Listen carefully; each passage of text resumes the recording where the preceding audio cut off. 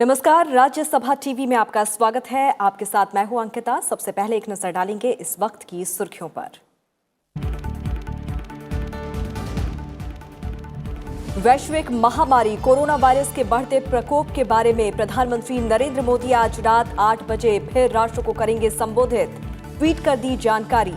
कहा, देशवासियों से महत्वपूर्ण बातें करेंगे साझा। केंद्रीय स्वास्थ्य मंत्री डॉक्टर हर्षवर्धन ने एनसीडीसी के अधिकारियों के साथ की बैठक।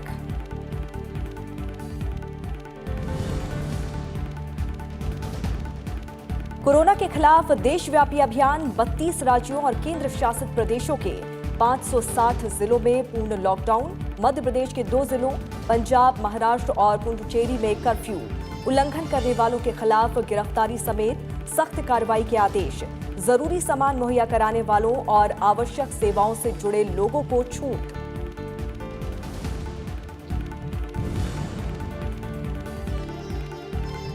कोरोना वायरस के मद्देनजर चुनाव आयोग ने 26 मार्च को होने वाले राज्यसभा चुनाव किए स्थगित। आज आधी रात से घरेलू यात्री उड़ानों पर रोक। बाहर से आने वाले यात्रियों को सभी 107 इमिग्रेशन चेक पोस्ट पर रोकने का आदेश। 12 निजी प्रयोगशालाओं के 15,000 संग्रह केंद्रों पर कोविड-19 की जांच शुरू।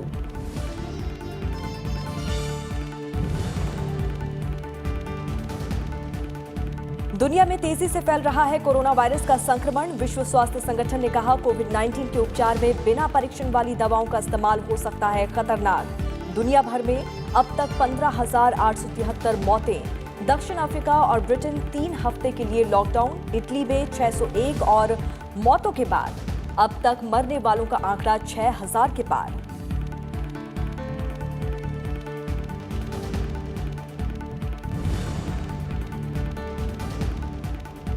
मध्य प्रदेश विधानसभा में मुख्यमंत्री शिवराज सिंह चौहान ने हासिल किया विश्वास मत। कहा, फिलहाल कोरोना संक्रमण रोकना सबसे बड़ी प्राथमिकता। सोमवार को चौथी बार मुख्यमंत्री पद की शपथ लेने पर प्रधानमंत्री नरेंद्र मोदी ने शिवराज सिंह चौहान को दी बधाई।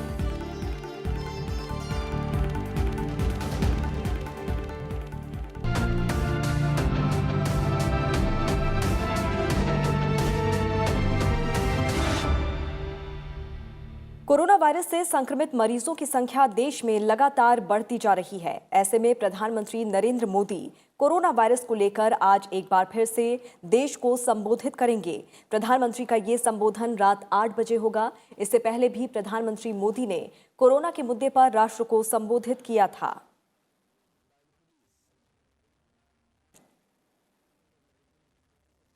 कोरोना वायरस की चुनौतियों के बीच प्रधानमंत्री नरेंद्र मोदी ने उद्योग जगत के लोगों से बातचीत की और कोरोना से लड़ाई में सहयोग मांगा। प्रधानमंत्री नरेंद्र मोदी ने उद्योग जगत से नोवल कोरोना के कारण कारोबार पर नकारात्मक प्रभाव के बावजूद मानवीय आधार पर कामगारों की संख्या कम न करने का आग्रह किया।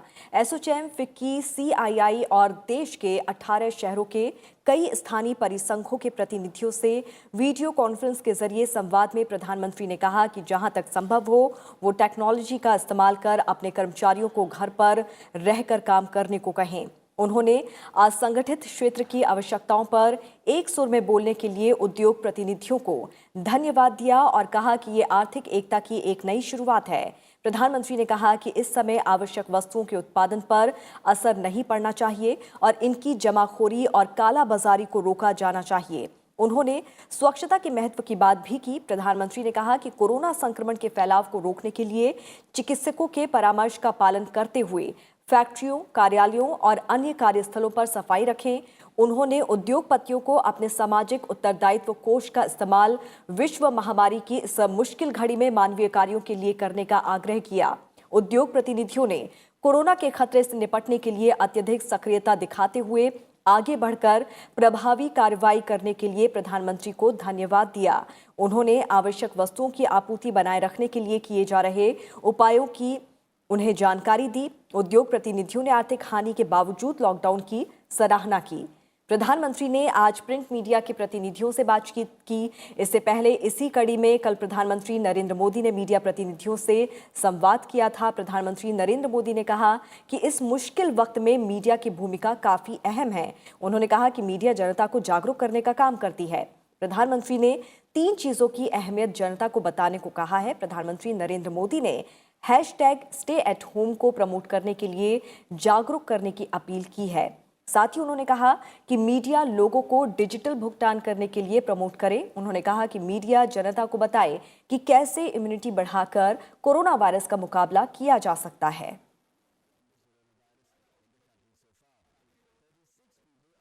राज्यसभा टीवी की तरफ से आप तमाम दर्शकों से अपील है कि आप इस समय सरकार का पूरा सहयोग करें और अपने घरों में ही रहें। लॉकडाउन को गंभीरता से लें।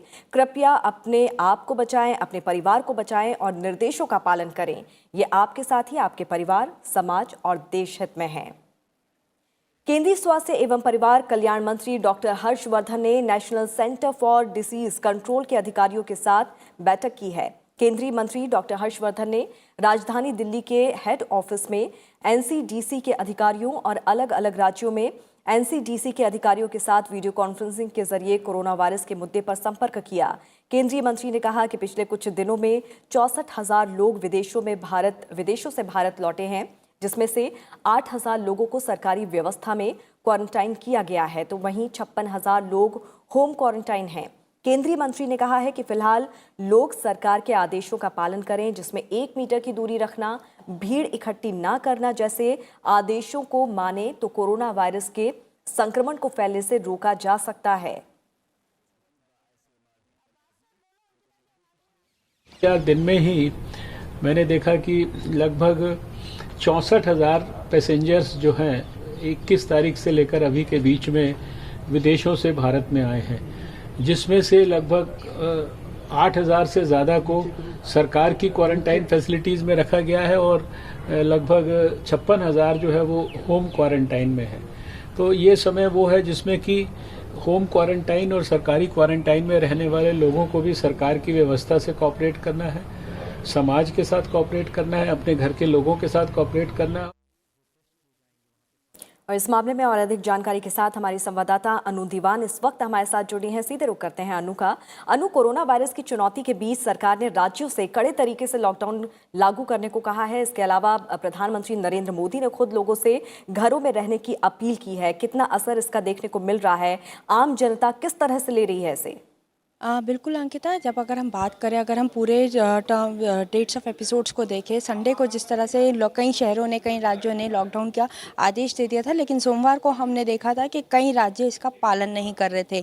मामले लगातार बढ़ते जा रहे थे, ये संक्रमण में ये जो है ये कंट्रोल में नहीं आ रहे थे। तो इसी के चलते कल प्रधानमंत्री नरेंद्र मोदी ने सुबह ही देखा कि लोग लॉकडाउन का पालन नहीं कर रहे हैं, जिसके चलते प्रधानमंत्री नरेंद्र मोदी ने राज्यों से कहा कि आप इसको सख्ती से पालन करवाएं। और हम देख रहे हैं कि प्रधानमंत्री नरेंद्र मोदी खुद इस पूरी की पूरी स्थिति का, जब से ये कोरोना वायरस की सिचुएशन सामने आई है तब से इस पूरी स्थिति की निगरानी कर रहे हैं, समीक्षा कर रहे हैं, बैठकें कर रहे हैं।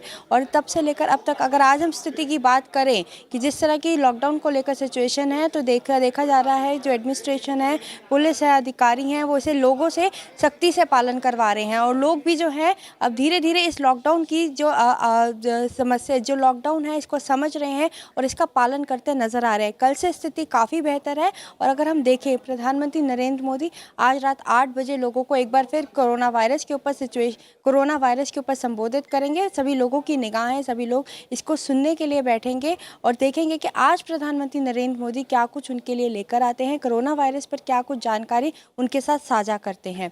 और अगर हम देखें तो पिछले कई टाइम से जो है खुद केंद्र सरकार और राज्य सरकार मिलकर इस पूरे समस्या को निपटने की तैयारी में जुटे हुए हैं। कोशिशें लगातार इनकी जारी हैं कि लोग जितना सोशल डिस्टेंस मेंटेन करेंगे उतना बेहतर होगा। इसी के चलते जो देश भर में मेट्रोज हैं, रेल्स हैं, हवाई यात्रा है, उन सबको 31 मार्च तक के लिए स्थगित कर दिया है। तो सबसे बड़ी कोशिश केंद्र सरकार की यही है कि लोग जितना अपने आप में डिस्टेंस, 1 मीटर की दूरी, भीड़ कम करना, जितना ये सब आदेशों का पालन करेंगे, उतनी हम ये जो कोरोना वायरस की सिचुएशन है इसको नियंत्रण में ला पाएंगे। सरकार लगातार इसी कवायद में लगी है। लोगों का सहयोग इसमें सबसे ज़्यादा ज़रूरी है। इसी के चलते आज जो देखा जा रहा है कि एडमिनिस्ट्रेशन और अफसरों को बोल दिया है कि लॉकडाउन की जो आदेश है उसको सख्ती से पालन कराएं। और अब देखा जा रहा है कि सड़कें खाली हैं, लोगों को अगर कोई ज़रूरी, सिर्फ एसेंशियल सर्विसेज के लोगों को ही अलाउ किया जा रहा है। बाकी अगर किसी का ज़रूरी नहीं है तो उनको सिटी में या ये कहें कि उस दायरे से बाहर नहीं जाने दिया जा रहा, क्योंकि ये लॉकडाउन जो है काफ़ी ज़रूरी है। अगर हम देखें, WHO ने भी केंद्र सरकार की, प्रधानमंत्री नरेंद्र मोदी की तारीफ़ की है कि जिस तरह से उन्होंने लॉकडाउन को लेकर जो कदम उठाए हैं और समय रहते ये कदम उठाए हैं, ये बेहद ज़रूरी थे, क्योंकि भारत उस स्थिति में है जिसे कहते हैं स्टेज 2, जो कि अभी कम्युनिटी ट्रांसमिशन तक नहीं पहुंचा है। इस तक पहुंच गए तो ये जो स्थिति है काफ़ी बदतर हो सकती है। इसी से बचने के लिए केंद्र सरकार ये कड़े कदम उठा रही है और इसको चलते इसमें सबसे बड़ा सहयोग जो है वो आम जनता का है, और सरकार पूरी तरह से उम्मीदें लगाए बैठी है कि जनता जो है इस पूरे मामले में पूरा सहयोग करेगी केंद्र सरकार का, और जो कोरोना वायरस की सिचुएशन है उससे हम जल्द निकल पाएंगे। बिल्कुल, तो सरकार अपनी तरफ से पूरी कोशिश कर रही है और जनता भी सरकार की मदद कर सकती है घर में रहकर अपने आप को सुरक्षित रखकर। अनु, बहुत बहुत शुक्रिया तमाम जानकारी के लिए। कोरोना वायरस के बढ़ते मामलों को देखते हुए देश के 32 राज्यों और केंद्र शासित प्रदेशों के कुल 560 जिलों में लॉकडाउन का ऐलान हो चुका है। सरकार ने राज्यों से कड़े तरीके से लॉकडाउन लागू करने को कहा है। लॉकडाउन का उल्लंघन करने वालों पर सख्त कानूनी कार्रवाई होगी। प्रधानमंत्री नरेंद्र मोदी ने भी देशवासियों से घरों में रहने की अपील की है। इस बीच बढ़ते मामलों को देखते हुए पंजाब, पुडुचेरी और फिर महाराष्ट्र ने अपने यहां कर्फ्यू का ऐलान कर दिया है। पंजाब के मुख्यमंत्री कैप्टन अमरिंदर सिंह ने ऐलान किया है कि कर्फ्यू के दौरान जरूरी सेवाओं को छोड़कर किसी को भी रियायत नहीं दी जाएगी। महाराष्ट्र के मुख्यमंत्री उद्धव ठाकरे ने कहा है कि दवा और जरूरी चीजों की दुकानें खुली रहेंगी, प्रार्थना स्थल पूरी तरह से बंद रहेंगे। जबकि सोमवार को मध्य प्रदेश के मुख्यमंत्री पद संभालने वाले शिवराज सिंह चौहान ने देर रात भोपाल और जबलपुर में कर्फ्यू लगाने की बात कही। दिल्ली के मुख्यमंत्री अरविंद केजरीवाल ने कहा कि लोग लॉकडाउन के नियमों का पालन करें। अगर नियम टूटे तो सरकार को सख्ती करनी पड़ेगी। सरकार ने पूरी ताकत लगा दी है, आप भी मदद करें। दिल्ली में अभी वायरस के 30 केस हैं। मेरी आप सब लोगों से विनती है, हमने पूरी ताकत लगा दी है इसको रोकने के लिए। सरकार की सारी ताकत लगा दी है। केंद्र सरकार, सारी राज्य सरकारें मिलके इसको रोकने के लिए कोशिश कर रही है। आपका साथ चाहिए। अब सब लोग लॉकडाउन का पूरा पालन करेंगे। अगर लॉकडाउन का पालन नहीं हुआ तो सरकार को सख्ती करनी पड़ेगी आपके साथ, और हम सख्ती करेंगे। इससे पहले तमिलनाडु, हिमाचल प्रदेश, हरियाणा, मणिपुर, असम, उत्तराखंड और झारखंड जैसे राज्यों ने 31 मार्च तक पूरी तरह से लॉकडाउन का ऐलान किया। इस दौरान धारा 144 भी लागू रहेगी। ये पाबंदी 1897 के एपिडेमिक डिजीज एक्ट के तहत लागू की जा रही है, जिसके उल्लंघन पर 6 महीने जेल या फिर 1000 रुपए जुर्माना या फिर दोनों ही सजाओं का प्रावधान है। हरियाणा में लॉकडाउन का मंगलवार को पहला दिन है। कोरोना वायरस के खिलाफ जंग में हरियाणा सरकार ने अहम फैसला लिया है। राज्य सरकार ने हरियाणा कोरोना रिलीफ फंड बनाया है। हरियाणा के मुख्यमंत्री ने लोगों से इसमें योगदान देने की अपील की है। उन्होंने इसमें 5 लाख का योगदान दिया है। सभी विधायकों ने भी अपनी 1 महीने की सैलरी देने का फैसला किया है।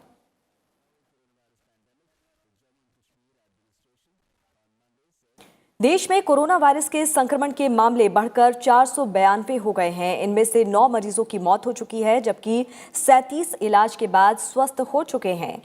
कुल 95 नए कोरोना पॉजिटिव केसों की पुष्टि हुई, जो एक दिन में अब तक का सबसे ज्यादा आंकड़ा है। सरकार का मुख्य उद्देश्य संक्रमण के फैलाव को रोकना है।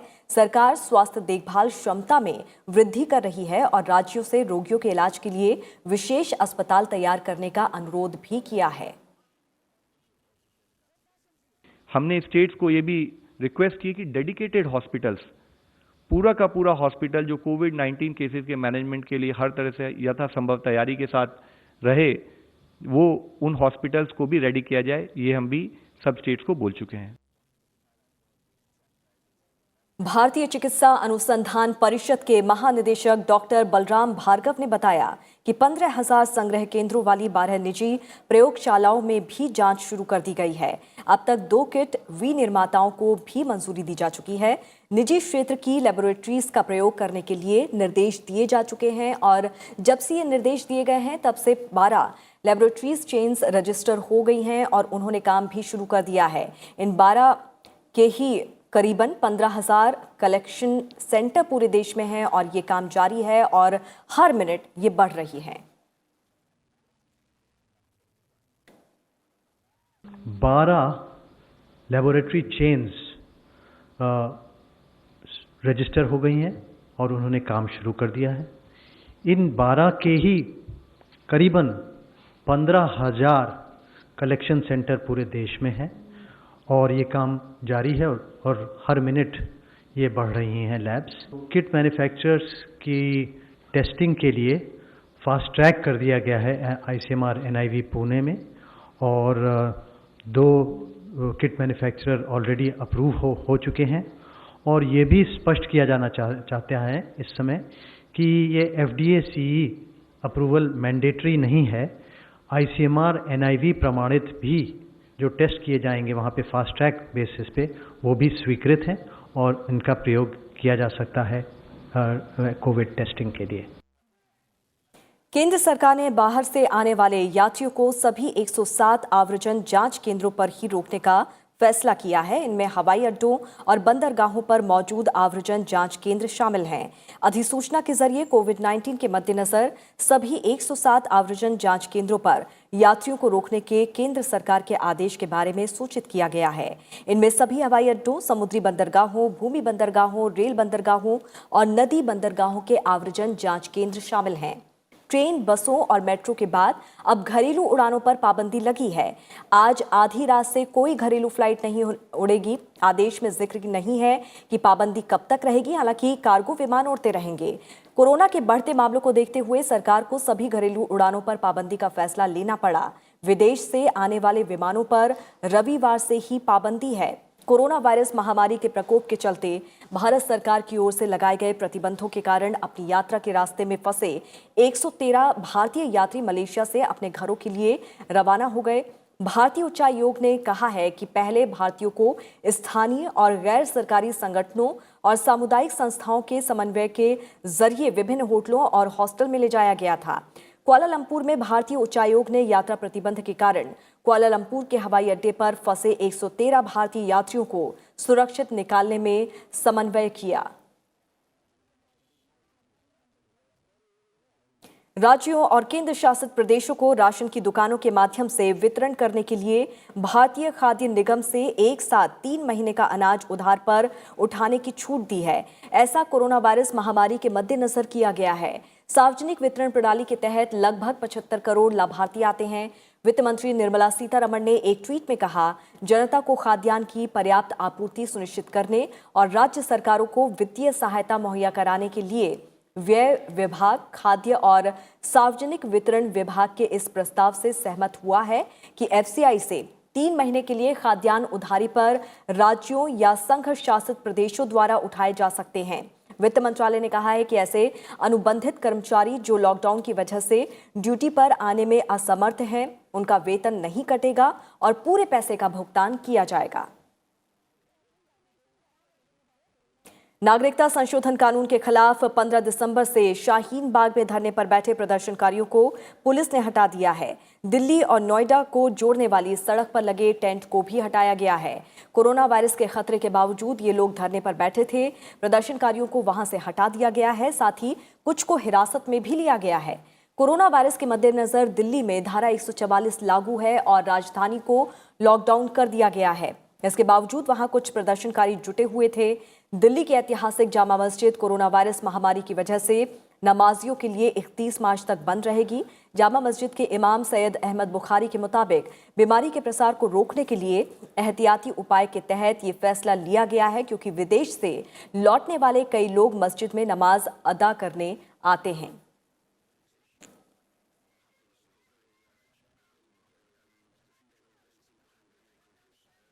प्रधानमंत्री नरेंद्र मोदी ने कोविड-19 आपातकालीन कोष में योगदान के लिए श्रीलंका, बांग्लादेश और अफगानिस्तान के प्रति आभार व्यक्त किया है। उन्होंने कहा है कि एकजुटता और एक साथ काम करने से चुनौतियों का सामना हो सकेगा। उन्होंने कहा कि इस महामारी से निपटने की लंबी लड़ाई में सबका सहयोग जरूरी है। कोष में श्रीलंका ने 50 लाख, बांग्लादेश ने 15 लाख और अफगानिस्तान ने $10 लाख का योगदान किया है। प्रधानमंत्री नरेंद्र मोदी ने सार्क देशों में कोविड-19 के प्रसार को रोकने और उससे मुकाबला करने में मदद के लिए इस कोष का ऐलान किया था। भारत ने सबसे पहले कोरोना वायरस से मुकाबले के लिए दक्षेस आपात कोष में $1 करोड़ का योगदान करने की घोषणा की। उसके बाद नेपाल और अफगानिस्तान ने 10-10 लाख डॉलर और मालदीव और भूटान ने क्रमशः 2 लाख और $1 लाख देने की घोषणा की। इस बीच कोरोना वायरस के प्रसार को रोकने के मद्देनजर सार्क के वरिष्ठ स्वास्थ्य अधिकारी वीडियो कॉन्फ्रेंस के जरिए अपने अनुभवों को साझा करेंगे।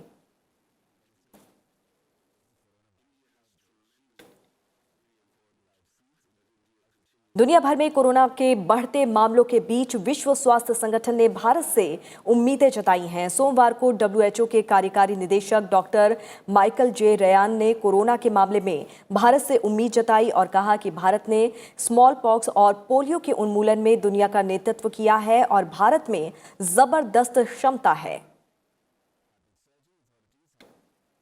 Really important that India continues to take aggressive action at the public health level and at the level of society to contain, control, suppress this disease and to save lives. India led the world in eradicating 2 silent killers or eliminating them in the country. Smallpox, one of the greatest successes of mankind, a virus that killed more people on this planet than all the wars put together. India, through targeted public health intervention, ended that disease and gave a great gift to the world. India also eliminated polio, another silent killer, and did a tremendous job on surveillance and finding cases and vaccinating and doing all the things that need to be done. So India has tremendous capacities. All countries have tremendous capacities when communities are mobilized, when civil society is mobilized.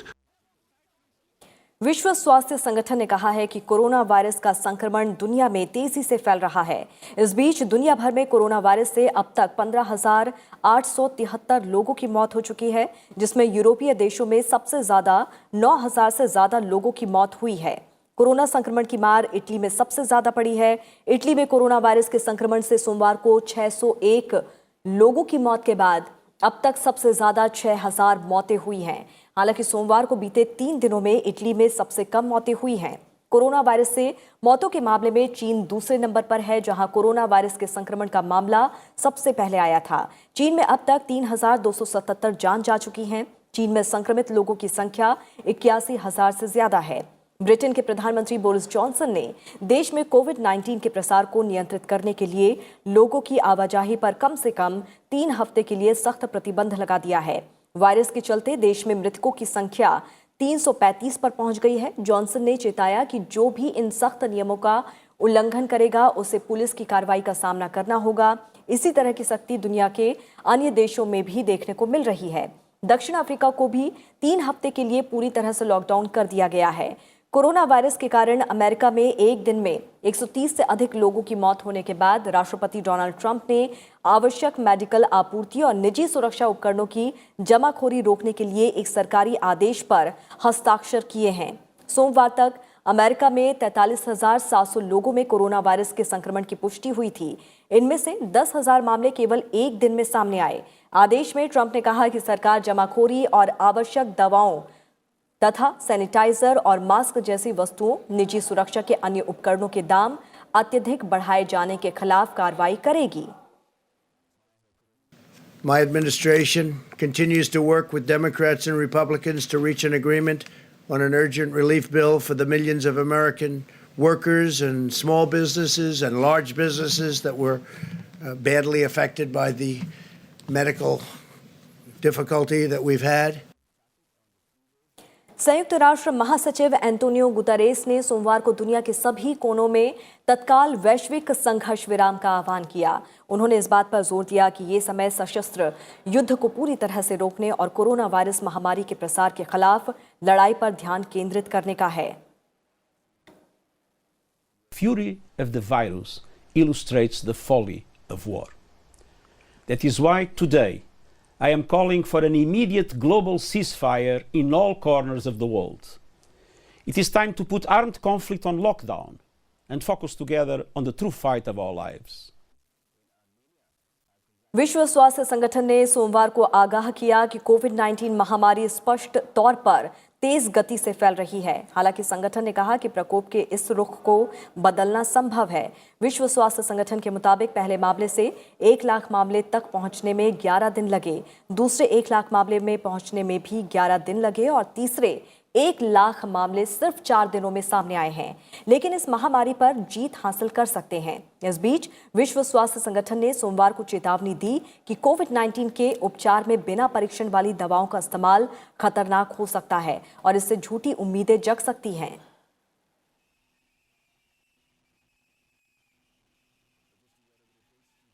Rajya Sabha TV की तरफ से आप तमाम दर्शकों से appeal है कि आप इस समय सरकार का पूरा सहयोग करें और अपने घरों में ही रहें। ये आपके और आपके परिवार, समाज और देश हित में है। लॉकडाउन को गंभीरता से लें, कृपया अपने आप को बचाएं, अपने परिवार को बचाएं और निर्देशों का पालन करें।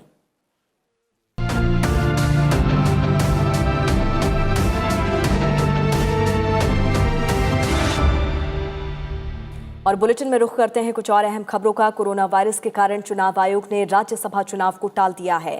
राज्यसभा की 55 सीटों पर चुनाव का ऐलान किया गया था, जिसमें से 37 सीटों पर प्रत्याशी निर्विरोध जीत गए हैं, लेकिन 18 सीटों के लिए 26 मार्च को मतदान होना था। इसे फिलहाल टाल दिया गया है। चुनाव आयोग का कहना है कि अभी हालात ठीक नहीं है और ऐसे में अगर चुनाव होते हैं तो मतदान एजेंट से लेकर वोटर्स का जमावड़ा लगेगा, जो कि गलत है। अभी हर जगह लोगों को इकट्ठा होने से रोका जा रहा है, ऐसे में चुनाव को टाला जाता है।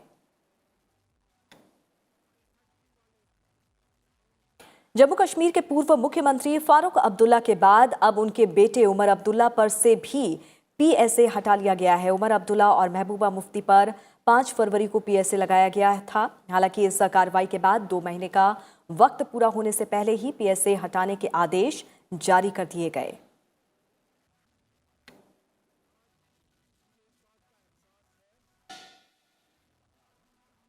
मध्य प्रदेश विधानसभा में मुख्यमंत्री शिवराज सिंह चौहान ने विश्वास मत हासिल कर लिया है। उन्होंने कहा कि फिलहाल कोरोना संक्रमण रोकना सबसे बड़ी प्राथमिकता है। मध्य प्रदेश में शिवराज सिंह चौहान ने कल चौथी बार मुख्यमंत्री पद की शपथ ली। राज्य की सत्ता से केवल 15 महीने दूर रहने के बाद चौहान ने सोमवार रात को अपने चौथे कार्यकाल के लिए राजभवन में एक सादे कार्यक्रम में मुख्यमंत्री पद की शपथ ली। प्रधानमंत्री नरेंद्र मोदी ने सोमवार को मध्य प्रदेश के मुख्यमंत्री पद की शपथ लेने पर शिवराज सिंह चौहान को बधाई देते हुए उन्हें एक कुशल प्रशासक करार दिया। उन्होंने प्रदेश को विकास की नई ऊंचाइयों पर ले जाने के लिए चौहान को शुभकामनाएं भी दी।